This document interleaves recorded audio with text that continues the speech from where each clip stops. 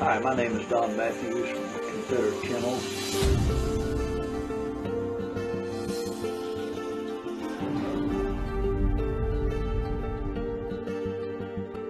I started with the American Bulldogs about 1968. I've had white Bulldogs since the late 60s, probably 68. I got my first dog.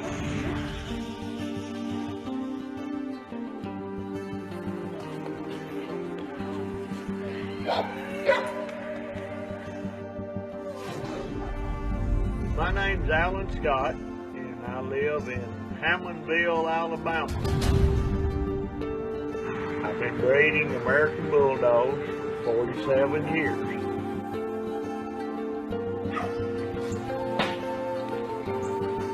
I started with American Bulldogs in 1967.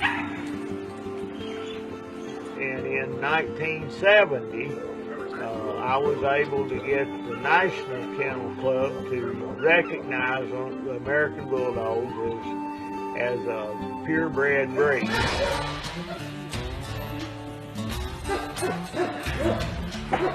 They were not known as American Bulldogs at that time. We just called them white Bulldogs or whatever. Then John D. and I started breeding together.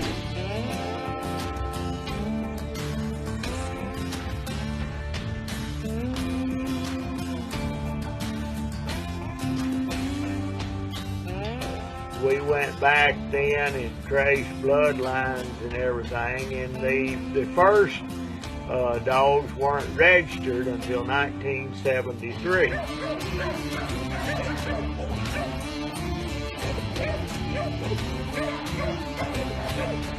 John D. and I bred together for a lot of years until the late 70s, and he wanted his dogs to be a whole lot bigger, bigger headed and just bigger in size.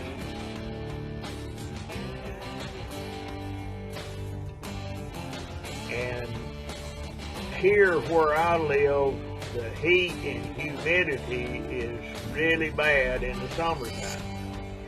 And I couldn't use that type of dog. I had to stick with the traditional dogs that I had started with. And that's what I've bred all these years. Been doing it for 47 years now.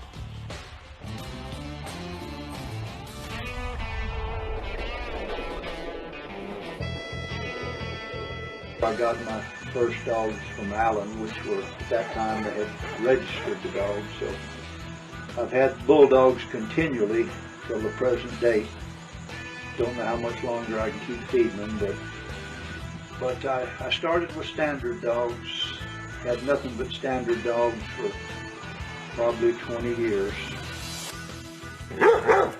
Still maintaining my standard, a few standard dogs. So I got up to the point of about 40 dogs. But I was curious as to how to create a black American Bulldog. Very controversial. And really, if I wasn't who I was, it probably wouldn't have flying. But John Lichthart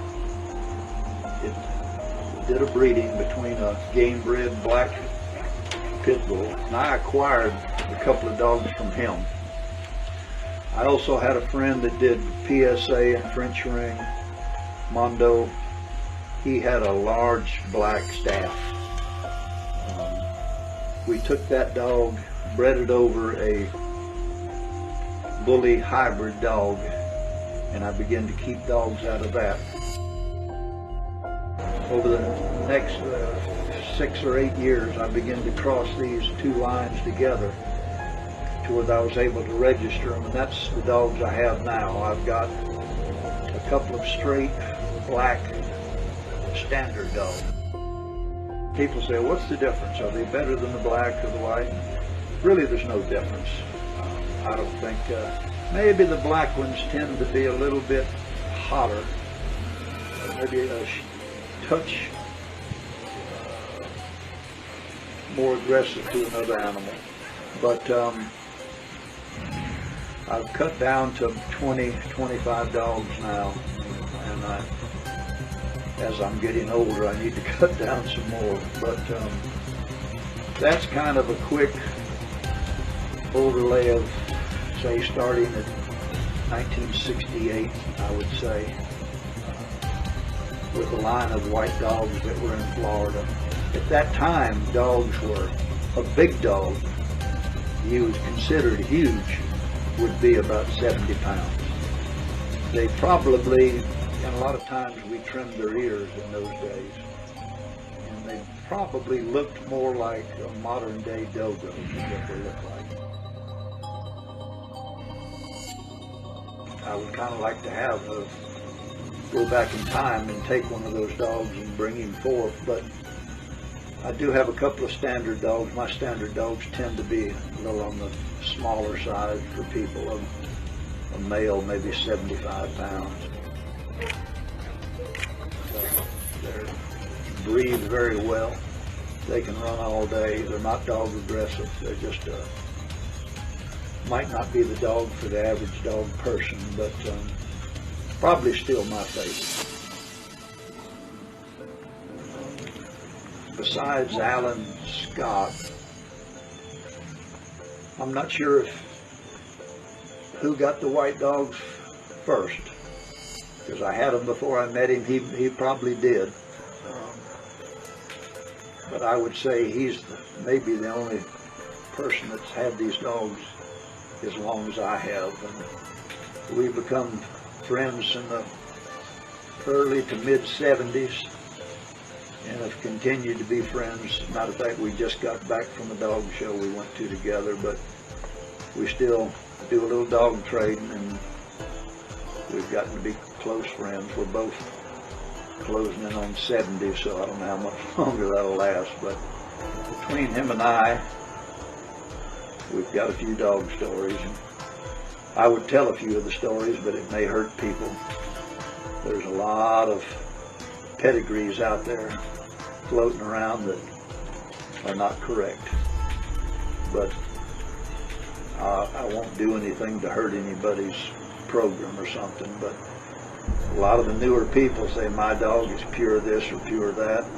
Nah, I know it goes back, and that's one nice thing about being around so long. You know how a lot of these dogs are bred. John D. Johnson, I went to his yard the first time in 1975, and at that time a puppy was bringing $50 to $75. When I went to John D's, he had a puppy I really liked, and I asked him what he wanted for it. He said $200, and I said, no way in this world would I pay that much for a dog. And I think the people that are running his kennel now, I think they get $2,500 to $3,000 for a pup. So things have changed over the years, and sometimes not for the better, but there's still a lot of good dogs out there, and there's a lot of good dog breeders. So, but I don't know if you need anything else or not.